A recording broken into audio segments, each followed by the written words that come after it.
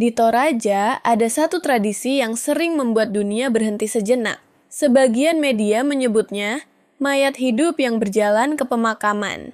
Kalimat itu terdengar seperti cerita horor. Tapi kalau kita melihat lebih dekat, kisah sebenarnya jauh lebih dalam. Ini bukan tentang zombie, bukan tentang tubuh yang kembali hidup, bukan tentang ritual untuk menakut-nakuti orang. Ini adalah tentang keluarga, tentang leluhur, tentang ingatan, tentang cara sebuah masyarakat memahami kematian dengan cara yang sangat berbeda dari dunia modern. Tradisi ini dikenal sebagai Mak Nene. Dalam Mak Nene, sebagian keluarga Toraja membuka kembali makam leluhur mereka, membersihkan jenazah, mengganti pakaian, memperbaiki peti atau tempat penyimpanan, lalu mengembalikannya dengan penuh penghormatan. Bagi orang luar, pemandangan ini mungkin terasa mengejutkan, karena di banyak budaya, kematian dipahami sebagai perpisahan final. Setelah seseorang dimakamkan, makam menjadi batas. Yang hidup berada di satu sisi, yang meninggal berada di sisi lain. Tapi dalam budaya Toraja, hubungan dengan orang yang sudah meninggal tidak selalu putus begitu saja. Kematian bisa dipahami sebagai proses, bukan hanya peristiwa medis, bukan hanya akhir napas, tapi perjalanan sosial, spiritual, dan keluarga. Karena itu, ritual kematian di Toraja sangat penting. Ada rambu solo, upacara pemakaman besar yang bisa melibatkan keluarga besar, komunitas, status sosial, dan persiapan panjang. Ada juga tradisi seperti Mak Nene, yang menunjukkan bahwa setelah pemakaman pun, hubungan keluarga dengan leluhur masih bisa dirawat. Bayangkan seorang anak yang tidak pernah bertemu langsung dengan kakek buyutnya. Dalam Mak Nene, ia bisa melihat bagaimana keluarga bercerita tentang leluhur itu. Siapa namanya? Apa perannya? Bagaimana hidupnya? Kenapa ia dihormati? Jadi, ritual ini bukan sekadar membuka makam, ia juga membuka memori. Bagi sebagian keluarga, mengganti pakaian leluhur bukan tindakan aneh. Itu adalah bentuk perhatian, seperti merawat foto keluarga, seperti membersihkan makam, seperti menyebut nama orang yang sudah tiada agar tidak hilang dari ingatan. Hanya saja, bentuknya jauh lebih fisik, lebih langsung, dan bagi dunia luar lebih mengejutkan. Inilah yang sering membuat Manene salah dipahami. Ketika kamera luar datang, yang terlihat hanya tubuh leluhur, tapi yang tidak selalu terlihat adalah rasa hormat di baliknya. Yang terlihat hanya ritual ekstrem, tapi yang tidak selalu terdengar adalah cerita keluarga. Yang terlihat hanya sesuatu yang tidak biasa, tapi yang tidak selalu dipahami adalah maknanya. Jadi, pertanyaan utama video ini bukan apakah benar mayat hidup berjalan, karena jawabannya tidak seperti cerita horor. Pertanyaan yang lebih menarik adalah kenapa sebuah keluarga membuka kembali makam bukan karena takut, tapi karena cinta. Mak Nene biasanya dilakukan oleh keluarga dan komunitas tertentu, tidak selalu oleh semua orang Toraja. Prosesnya bisa berbeda antar wilayah dan keluarga, tetapi maknanya serupa, merawat leluhur, keluarga berkumpul, makam keluarga atau patane dibuka, jenazah leluhur dikeluarkan dengan hati-hati, pakaian lama diganti, kain diperbaiki, peti atau tempat penyimpanan diperiksa, doa cerita dan ingatan keluarga dibagikan. Di beberapa tempat, keluarga bahkan berfoto bersama leluhur. Bagi orang luar, ini terasa sangat tidak biasa.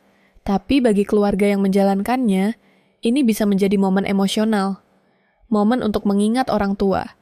Momen untuk mengajarkan sejarah keluarga kepada generasi muda. Momen untuk menunjukkan bahwa seseorang tetap menjadi bagian dari keluarga, meskipun sudah meninggal. Disinilah kita perlu berhati-hati. Kalau tradisi ini hanya dipotong menjadi video pendek dengan musik horor, maknanya bisa hilang. Mak Nene bukan pertunjukan menyeramkan. Ia adalah ritual hubungan. Karena itu, istilah seperti mayat hidup berjalan sebenarnya lebih banyak muncul dari cara dunia luar membingkai tradisi ini.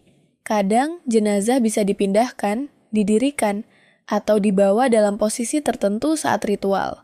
Dari foto atau video yang tersebar, orang luar kemudian membayangkan bahwa jenazah itu berjalan. Padahal, secara literal, jenazah tidak hidup kembali. Ia dipindahkan oleh keluarga, dirawat oleh keluarga, dihormati oleh keluarga. Jadi, kalau ada judul viral yang mengatakan mayat berjalan ke pemakaman, itu lebih tepat dipahami sebagai metafora media, bukan fakta biologis. Dan justru disinilah kekuatan budaya Toraja terlihat. Bagi banyak orang modern, kematian sering disembunyikan. Kita jauhkan dari rumah, kita serahkan ke institusi, kita bicarakan dengan pelan, kita hindari karena takut. Tapi dalam sebagian tradisi Toraja, kematian hadir lebih dekat dengan keluarga, bukan untuk dirayakan secara ringan, tetapi untuk diakui. Orang yang sudah meninggal tidak langsung hilang dari struktur sosial. Mereka tetap disebut, tetap dikenang, tetap diperlakukan sebagai bagian dari garis keluarga. Dan jika kita melihat dari sudut itu, Manene bukan tentang tubuh, Manene adalah tentang hubungan. Namun tetap ada pertanyaan yang membuat banyak orang penasaran. Bagaimana jenazah bisa tetap terlihat cukup utuh setelah waktu yang sangat lama? Kenapa tubuh tidak langsung hancur seperti yang kita bayangkan? Apakah ini karena mistis? Atau ada penjelasan ilmiahnya? Untuk menjawabnya, kita harus masuk ke sains di balik mumifikasi. Secara ilmiah, tubuh manusia setelah meninggal mengalami proses dekomposisi. Proses ini dipengaruhi banyak hal. Kelembapan, suhu, oksigen, bakteri, serangga, jenis makam, cara penyimpanan, dan apakah tubuh diberi bahan pengawet. Ketika kondisi mendukung bakteri dan kelembapan, tubuh akan lebih cepat terurai. Tapi ketika kelembapan berkurang, tubuh lebih kering, akses serangga terbatas, peti atau makam terlindungi. Dan ada proses pengawetan. Dekomposisi bisa melambat. Inilah dasar sains mumifikasi. Mumifikasi bukan selalu berarti ritual Mesir kuno. Secara umum, mumifikasi terjadi ketika tubuh kehilangan kelembapan atau diawetkan sehingga jaringan tidak terurai secepat biasanya. Dalam konteks Toraja, pengawetan jenazah bisa dipengaruhi oleh beberapa faktor. Pertama, proses perawatan tubuh sebelum pemakaman. Kedua, penggunaan bahan pengawet atau praktik pengeringan tertentu. Ketiga, kondisi penyimpanan di makam keluarga, gua, batu atau patane. Keempat, kain dan peti yang membungkus tubuh.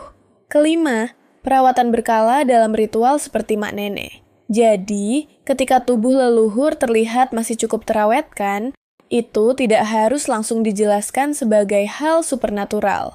Ada faktor biologis dan lingkungan yang masuk akal. Bakteri membutuhkan kondisi tertentu untuk bekerja cepat. Jika kondisi itu terganggu, proses pembusukan bisa melambat.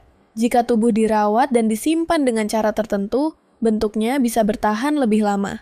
Namun sains hanya menjelaskan satu bagian. Sains bisa menjelaskan bagaimana tubuh terawetkan. Tapi sains tidak bisa sepenuhnya menjelaskan mengapa keluarga memilih untuk terus merawatnya. Untuk itu, kita harus kembali ke budaya. Bagi orang luar, pertanyaannya mungkin, kenapa makam dibuka lagi? Tapi bagi keluarga, pertanyaannya bisa berbeda. Bagaimana kami tetap mengingat orang yang membentuk hidup kami? Di banyak tempat, orang menaruh bunga di makam. Di tempat lain, orang menyalakan lilin. Ada yang berdoa, ada yang menyimpan foto, ada yang membuat altar keluarga, ada yang mengunjungi makam setiap tahun. Manene adalah bentuk yang berbeda dari kebutuhan manusia yang sama, keinginan untuk tetap terhubung dengan mereka yang sudah pergi. Dan mungkin itulah sebabnya tradisi ini begitu kuat. Karena ia membuat kita bertanya, apakah kematian benar-benar memutus hubungan? Atau hubungan itu berubah bentuk?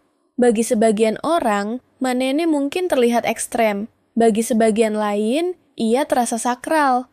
Bagi ilmuwan, ia membuka pertanyaan tentang pengawetan tubuh, dekomposisi, dan hubungan manusia dengan kematian. Bagi antropolog, ia menunjukkan bagaimana budaya membentuk cara kita memahami akhir hidup. Dan bagi keluarga Toraja yang menjalaninya, Manene bukan teori, ia adalah praktik kasih sayang. Sebuah cara untuk mengatakan, kami masih mengingatmu. Di dunia modern yang sering terburu-buru, Manene memaksa kita berhenti. Ia mengingatkan bahwa kematian bukan hanya urusan biologis, kematian juga urusan memori, urusan keluarga, urusan identitas, urusan cara manusia menerima kehilangan. Jadi, apakah Manene itu misteri? Ya, bagi banyak orang luar. Apakah ada penjelasan sains di balik mumifikasi? Ada. Apakah tradisi ini bisa dipahami hanya dengan sains? Tidak sepenuhnya, karena tubuh bisa dijelaskan oleh biologi. Tapi, cinta keluarga, ingatan, dan penghormatan kepada leluhur adalah sesuatu yang lebih besar dari sekadar proses kimia. Menurut kamu, Mak Nene lebih tepat dilihat sebagai misteri, sains, budaya, atau bentuk cinta kepada leluhur? Tulis pendapatmu di komentar. Dan kalau kamu suka kisah budaya unik, sains tubuh manusia, sejarah, dan misteri dunia yang jarang dibahas, jangan lupa subscribe ke Inner Dataset. Karena kadang, tradisi yang terlihat paling sulit dipahami justru mengajarkan sesuatu yang paling manusiawi. Bahwa orang yang kita cintai tidak benar-benar hilang selama kita masih mengingatnya.